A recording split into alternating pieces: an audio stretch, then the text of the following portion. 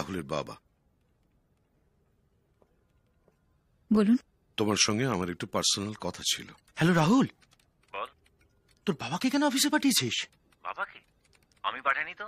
উনি এসেছেন আর অনুরাধা ম্যাডামের সঙ্গে কি কথা বলছেন। দেখো মা, আমি আমার ছেলের প্রশংসা করছি না।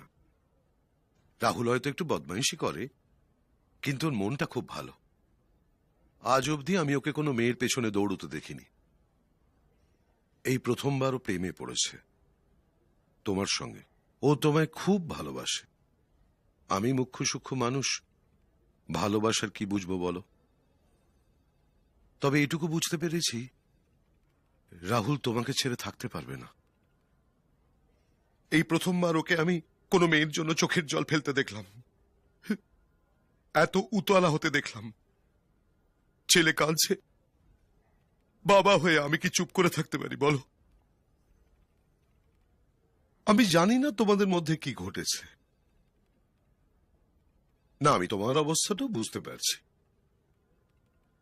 আমি তোমাকে এক্ষুনি ভালোবাসতে বলছি না, শুধু বলছি তুমি একটু ভেবে দেখো মা। চুপ করুন, আপনার মাথায় বুদ্ধি নেই? কি বলছেন আপনি? একজন অপরিচিত মেয়ের সঙ্গে এসব কথাবার্তা বলছেন?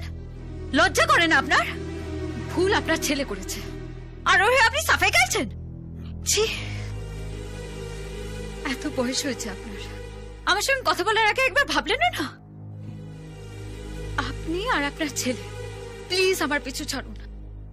আবার বিরক্ত করলে কিন্তু আমি পুলিশে কমপ্লেন করব। Please leave me alone. আপনার ছেলে জোর করে সবার সামনে আমাকে জড়িয়ে ধরেছিল, তার জন্য অফিসে কি গুজব ছড়িয়েছে জানেন? আপনারা দুজনে ভালোভাবে জানেন আমার বিয়ে ঠিক হয়ে গেছে, তার মধ্যে এসব। আপনারা কি মানুষ নাকি? ছি। রাহুল 2 মার্কস কম পেয়েছিল ইন্টারভিউতে, দয়া করে 2 মার্কস রেকমেন্ড করেছিলাম বলেও চাকরিটা পেয়েছে। আর আজ আপনারা দুজনে মিলে এইভাবে তার প্রতিদান দিচ্ছেন?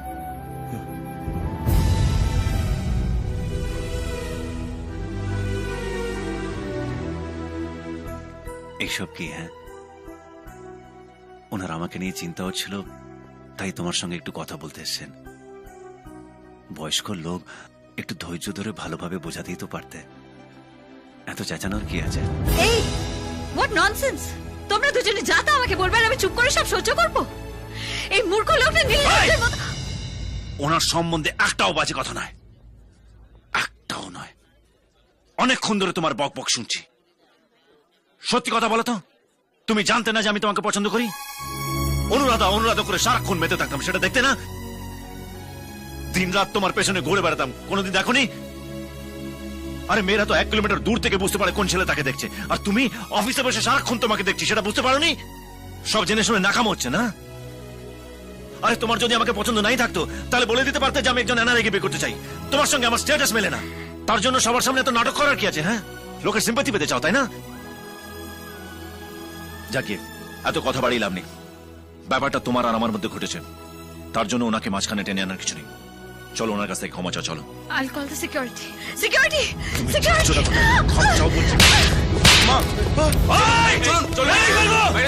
এই, চলুন, বাবা, বাবা গায়ে হাত তুলেছে। রাহুল, রাহুল, রাহুল, বাবা, তোমার লাগেনি তো বাবা? না না, ঠিক ঠিক আছে, ঠিক আছে। ওর বাবার গায়ে হাত তুলেছে।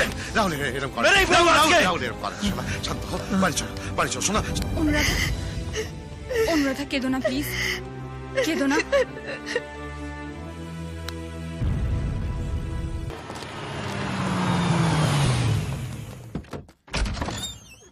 কিরে, কি হয়েছে?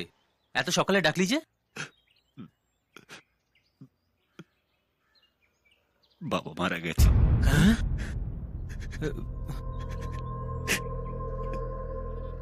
কি করবো কিছু বুঝতে পারছি না।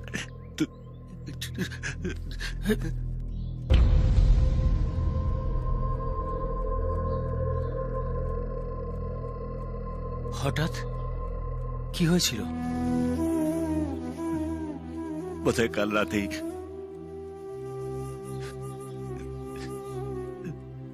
জানি না কি যে কি হয়ে গেল। কাল রাতেই আমায় জিজ্ঞেস করছিল যে আমি ওনাকে ভালোবাসি কিনা। জানাতেই পারলাম না। বাবা আমি তোমাকে খুব ভালোবাসি বাবা।